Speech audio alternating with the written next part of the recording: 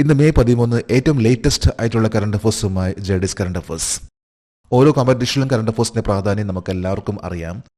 നമ്മളിന്നും current അഫേഴ്സിന് വേണ്ടി സമയം കണ്ടെത്തുകയാണെങ്കിൽ ലേറ്റസ്റ്റ് ആയിട്ടുള്ള കുറേ കാര്യങ്ങൾ നമുക്ക് അറിയാൻ സാധിക്കും. അത് നമ്മുടെ കോൺഫിഡൻസ് ആണ് വർദ്ധിപ്പിക്കുന്നത്. പരീക്ഷകളിൽ എപ്പോഴും നമുക്ക് ആവശ്യമാണ് കോൺഫിഡൻസ്. അത് പ്രാക്ടീസിലൂടെ മാത്രമേ കിട്ടുകയുള്ളൂ.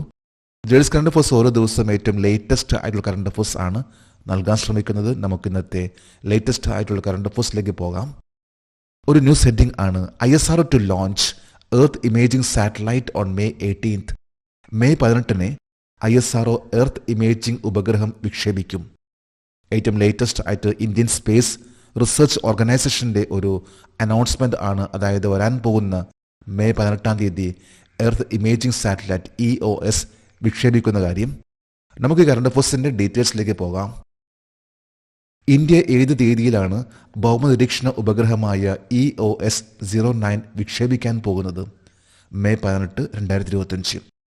വരാൻ പോകുന്ന മെയ് 18 ഇന്ത്യ EOS-09 അതായത് എർത്ത് ഒബ്സർവേഷൻ സാറ്റലൈറ്റ് EOS-09 വിക്ഷേപിക്കാൻ പോവുകയാണ്. ഇന്ത്യൻ സ്പേസ് റിസർച്ച് ഓർഗനൈസേഷന്റെ ആന്ധ്രാപ്രദേശിലുള്ള ശ്രീഹരിക്കോട്ടയിൽ നിന്നാണ് വിക്ഷേപിക്കാൻ പോകുന്നത്. 2025 മെയ് 18 ഭൗമനിരീക്ഷണ ഉപഗ്രഹമായ EOS-09 വിക്ഷേപിക്കാൻ ഏത് വിക്ഷേപണ വാഹനം ഉപയോഗിക്കും? Polar satellite launch vehicle. മിക്കവാറും പരീക്ഷ ചോദിക്കുന്ന ഒന്നാണ് EOS അല്ലെങ്കിൽ ഏതെങ്കിലും സാറ്റലൈറ്റ് അത് വിക്ഷേപിക്കാൻ ഉപയോഗിച്ചിട്ടുള്ള ലോഞ്ച് വെഹിക്കിൾ ഏതാണെന്ന്. ഈ പ്രാവശ്യം മെയ് 18 ഉപയോഗിക്കാൻ പോകുന്ന ലോഞ്ച് വെഹിക്കിൾ ആണ് PSLV, polar satellite launch vehicle. ഭൗമനിരീക്ഷണ ഉപഗ്രഹമായ EOS-09 ഏത് തരം റഡാർ ഉപയോഗിക്കും? C band synthetic aperture radar. EOS അതായത് എർത്ത് ഒബ്സർവേഷൻ സാറ്റലൈറ്റ് EOS-09 ഇതിൽ ഉപയോഗിക്കാൻ പോകുന്ന റഡാർ ആണ് C-ബാൻഡ് സിന്തറ്റിക് അപ്പർച്ചർ റഡാർ. ഭൗമനിരീക്ഷണ ഉപഗ്രഹമായ EOS-09 മറ്റൊരു പേര് എന്താണ്? റിസാറ്റ്-1B. ഇപ്പം EOS എന്നാൽ എർത്ത് ഒബ്സർവേഷൻ സാറ്റലൈറ്റ്, എന്നാൽ ഇതിന് മറ്റൊരു പേര് കൂടിയുണ്ട്, റിസാറ്റ്-1B എന്നത്. ഇന്ത്യയുടെ ഭൗമനിരീക്ഷണ ഉപഗ്രഹമായ EOS-09 പ്രത്യേകത എന്താണ്? എല്ലാ കാലാവസ്ഥയിലും പകലും രാത്രിയിലും ഉയർന്ന റെസൊല്യൂഷൻ ചിത്രങ്ങളും പ്രവർത്തനങ്ങളും. ഏത് കാലാവസ്ഥയിലും ഏറ്റവും ഹൈ ക്വാളിറ്റി ഹൈ റെസൊല്യൂഷൻ ചിത്രങ്ങൾ അയക്കാൻ സാധിക്കുന്ന രീതിയിലുള്ള ഒരു സാറ്റലൈറ്റ് ആണ് EOS-09. പ്രത്യേകിച്ച് നമുക്കറിയാം ഇപ്പോൾ നടന്ന ഓപ്പറേഷൻ സിന്ദൂർ ആയി ബന്ധപ്പെട്ട് പാകിസ്ഥാന്റെ അറ്റാക്ക്, ഇതെല്ലാം കൃത്യമായിട്ട് തന്നെ നമുക്ക് പിക്ചറിലൂടെ കാണാൻ സാധിക്കും. ഹൈ റെസൊല്യൂഷൻ പിക്ചേഴ്സ് വഴി നമുക്ക് അതിൻ്റെ കൃത്യത മനസ്സിലാക്കാൻ സാധിക്കും. അതുപോലെ തന്നെ നാച്ചുറൽ കലാമിറ്റീസ് വന്നു കഴിഞ്ഞാൽ അല്ലെങ്കിൽ ലാൻഡ് സ്ലൈഡ് ഇവയെല്ലാം വന്നാൽ പോലും നമുക്ക് അതിൻ്റെ കൃത്യമായിട്ടുള്ള ഫോട്ടോ ലഭിക്കാൻ സാധിക്കുന്ന ഒന്നായിരിക്കുള്ളൂ EOS-09. ഇതിൻ്റെ ലോഞ്ചിങ് ഡേറ്റ് ആണ് 18 November. PSLV polar satellite launch vehicle ആണ് ഇതിനുവേണ്ടി ഉപയോഗിക്കാൻ പോകുന്ന ലോഞ്ച് വെഹിക്കിൾ. റഡാർ ആയിരിക്കുള്ളൂ C-ബാൻഡ് സിന്തറ്റിക് അപ്പർച്ചർ റഡാർ. ഈ ഒരു സാറ്റലൈറ്റിന്റെ മറ്റൊരു പേരാണ് റിസാറ്റ്-1B. അടുത്തൊരു ന്യൂസ് ഹെഡിംഗ് ആണ് DGMO level talks between India Pakistan conclude. ഇന്ത്യയും പാകിസ്ഥാനും തമ്മിലുള്ള DGMO തലത്തിലുള്ള ചർച്ചകൾ അവസാനിച്ചു. എന്താണ് DGMO എന്നാൽ? ഇപ്പോഴത്തെ DGMO ആരാണ്? എന്നായിരുന്നു ഇന്ത്യ പാകിസ്ഥാന്റെ DGMO ലെവലിലുള്ള ആ ഒരു ടോക്ക് നടന്നിട്ടുള്ളത്, ആ ഒരു ചർച്ച നടന്നിട്ടുള്ളത്? നമുക്ക് ഈ കറണ്ട് അഫേഴ്സിന്റെ ഡീറ്റെയിൽസിലേക്ക് പോകാം. 2025 മെയ് 12 പാകിസ്ഥാൻ DGMOയുമായി ചർച്ച നടത്തിയ Indian director general of military ഓപ്പറേഷന്റെ പേര് ലഫ്റ്റനന്റ് ജനറൽ രാജീവ് ഖായ്. ഇപ്പോൾ DGMO എന്നാൽ director general of military operation DGMO. ഇപ്പോഴത്തെ ഇന്ത്യയുടെ DGMO ആണ് lieutenant general Rajiv Ghai. Indian ആർമിയിലെ ഏറ്റവും ടോപ്പ് ലെവൽ വരുന്ന റാങ്കിന്റെ 2ാമത്തെ റാങ്ക് ആണ് lieutenant general. DGMO of India ഇപ്പോൾ ലഫ്റ്റനന്റ് ജനറൽ രാജീവ് ഖായ് ആണ്. ഇന്നലെ മെയ് 12 പാകിസ്ഥാന്റെ DGMO ആയിട്ട് ചർച്ച നടത്തിയിരുന്നു. പ്രധാനമായിട്ടും പറയുമ്പോൾ ഇപ്പോൾ ഇന്ത്യ പാകിസ്ഥാൻ ബോർഡറിലുള്ള ആ ഒരു ടെൻഷൻ അത് കുറയ്ക്കുന്നതിന് വേണ്ടിയുള്ള ഒരു ചർച്ചയായിരുന്നു ഇന്നലത്തെ ചർച്ച. മെയ് 12 നടന്നിട്ടുള്ള ചർച്ച. നിയന്ത്രണ രേഖയിലെ ശത്രുത അവസാനിപ്പിക്കുന്നതിനെക്കുറിച്ച് 2025 മെയ് 12 ഇന്ത്യയുമായി സംസാരിച്ച പാകിസ്ഥാന്റെ DGMO ആരാണ്? Major general Kashif Abdullah Chaudhry. പാകിസ്ഥാൻ്റെ DGMO ആണ് മേജർ ജനറൽ ഖാസിഫ് അബ്ദുള്ള ചൗധരി. അതായത് DGMO എന്നാൽ director general of military operation. ഇന്ത്യയുടെ DGMO ആണ് ലഫ്റ്റനന്റ് ജനറൽ രാജീവ് ഖായ്. ഇന്നലെ മെയ് 12 തീയതിയായിരുന്നു. അതായത് നിയന്ത്രണ രേഖയിലെ ആ ഒരു ടെൻഷൻസ് അവസാനിപ്പിക്കുന്നതിനെക്കുറിച്ചുള്ള ഒരു ചർച്ചയായിരുന്നു ഇന്നലെ മെയ് 12 തീയതി. സോങ്കർ ഡ്രോണുകളിൽ പാകിസ്ഥാൻ ഉപയോഗിച്ച ആയുധങ്ങൾ ഏത് രാജ്യം വികസിപ്പിച്ചെടുത്ത ആളില്ല ആകാശ സംവിധാനങ്ങളാണ്? ആസിഗാർഡ് ഓഫ് തുർക്കി. തുർക്കിയിലെ ആസിഗാർഡ് എന്ന് പറയുന്ന ഒരു ഡ്രോൺ സിസ്റ്റമാണ് പാകിസ്ഥാൻ ഇന്ത്യക്കെതിരെ ഉപയോഗിച്ചത്.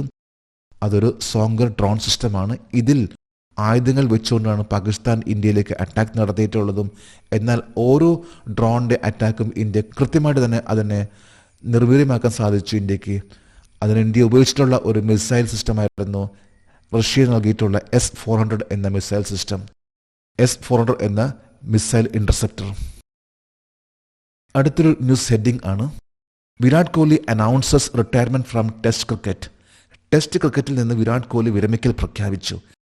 ഇന്നത്തെ മിക്കവാറും വെബ്സൈറ്റിൽ അതുപോലെ ഇന്നത്തെ മിക്കവാറും പത്രങ്ങളിൽ വന്നിട്ടുള്ള പ്രധാന പേജിൽ വന്നിട്ടുള്ള ഒന്നാണ് വിരാട് കോഹ്ലിയുടെ അനൗൺസ്മെന്റ്. അദ്ദേഹം ടെസ്റ്റ് ക്രിക്കറ്റിൽ നിന്ന് അദ്ദേഹം വിരമിച്ച കാര്യം. നമുക്ക് ഈ കറണ്ട് അഫയേഴ്സിന്റെ ഡീറ്റെയിൽസിലേക്ക് പോകാം. 36-കാരനായ വിരാട് കോഹ്ലി 2025 മെയ് 12 ഏത് ഫോർമാറ്റിൽ നിന്നാണ് വിരമിക്കൽ പ്രഖ്യാപിച്ചത്? Test format.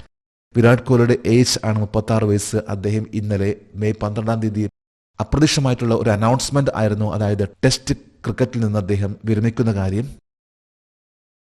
ടെസ്റ്റ് ക്രിക്കറ്റിൽ 10,000 റൺസിന് എത്ര റൺസ് കുറവായിരുന്നു വിരാട് കോഹ്ലി വിരമിക്കൽ പ്രഖ്യാപിച്ചപ്പോൾ? 770 റൺസ്. കേവലം 10,000 റൺസ് എന്ന് പറയുമ്പോൾ അത് റെക്കോർഡാണ്. ആ റെക്കോർഡിന് തൊട്ട് മുമ്പായിട്ട് 770 റൺസ് സ്കോർ ചെയ്താൽ 10,000 റൺസ് എത്തുമെന്ന ആ ഒരു ലെവലിൽ നിൽക്കുന്ന വിരാട് കോഹ്ലിയാണ് ഇന്നലെ മെയ് 12 തീയതി പ്രഖ്യാപിച്ചത്. അതായത് ടെസ്റ്റ് ക്രിക്കറ്റ് ആ ഒരു ഫോർമാറ്റിൽ നിന്ന് വിരമിക്കുന്ന കാര്യം. വിരാട് കോഹ്ലി ടെസ്റ്റ് ക്രിക്കറ്റിൽ അരങ്ങേറ്റം കുറിച്ചത് എപ്പോഴാണ്? 2011 June 20 against west Indies. Virat കോഹ്ലിയുടെ അരങ്ങേറ്റം എന്ന് പറയുമ്പോൾ 2011 ജൂൺ 20 വെസ്റ്റ് ഇൻഡീസിന് എതിരെയായിരുന്നു. അതായത് ഏതാണ്ട് ഒരു 14 വർഷത്തെ എക്സ്പീരിയൻസ് ആണ് ടെസ്റ്റ് ഫോർമാറ്റിൽ വിരാട് കോഹ്ലിക്ക്.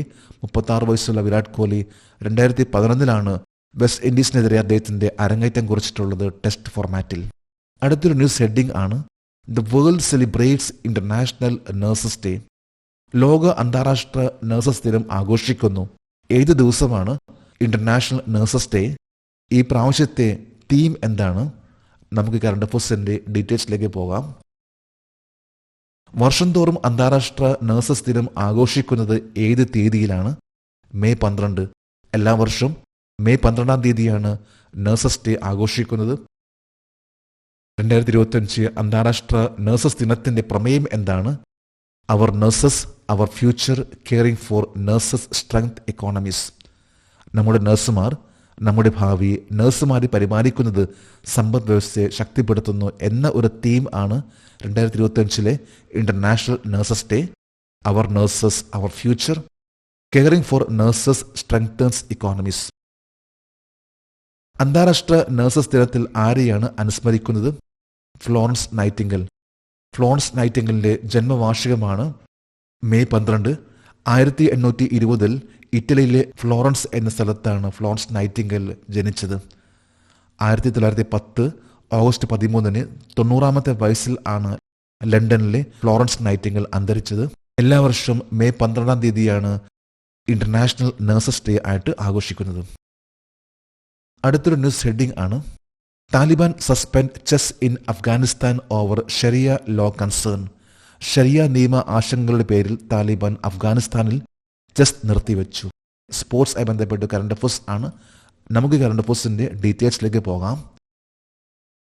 ചൂതാട്ടത്തിന്റെ ഉറവിടമാണെന്ന് ആരോപിച്ച് അടുത്തിടെ ഏത് രാജ്യമാണ് ചെസ് നിരോധിച്ചത്? അഫ്ഗാനിസ്ഥാൻ. അഫ്ഗാനിസ്ഥാൻ ചെസ്സിനെ ഒരു ഗാംബ്ലിംഗ് ആയിട്ട്, അതായത് ചൂതാട്ടമായിട്ട് എടുത്തു പറയുന്നു. ശരിയ നിയമങ്ങൾക്ക് എതിരാണെന്ന് പറഞ്ഞുകൊണ്ടാണ് അഫ്ഗാനിസ്ഥാനിൽ ഇപ്പോൾ ചെസ് നിരോധിച്ചിട്ടുള്ളത്. ചൂതാട്ടത്തിന്റെ ഉറവിടമാണെന്ന് ആശങ്കയെ തുടർന്ന് ഇനിയൊരു അറിയിപ്പ് ഉണ്ടാകുന്നവരെ അഫ്ഗാനിസ്ഥാനിലുടനീളം ചെസ് നിരോധിച്ച അതോറിറ്റി ഏതാണ്? താലിബാൻ.